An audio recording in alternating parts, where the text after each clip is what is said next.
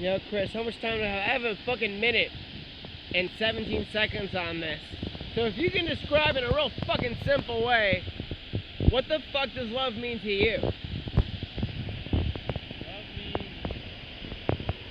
Love is that eternal kind of like hungering for knowledge of the unknown.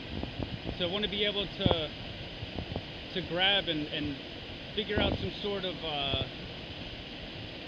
what would I say? Some sort of way of representing and explaining it, you know, kind of like a lost ancient energy that flows throughout everything that's alive within the cosmos, you know. So I would say that's what love truly is, just existence and the understanding and appreciation of existence. That was fucking great.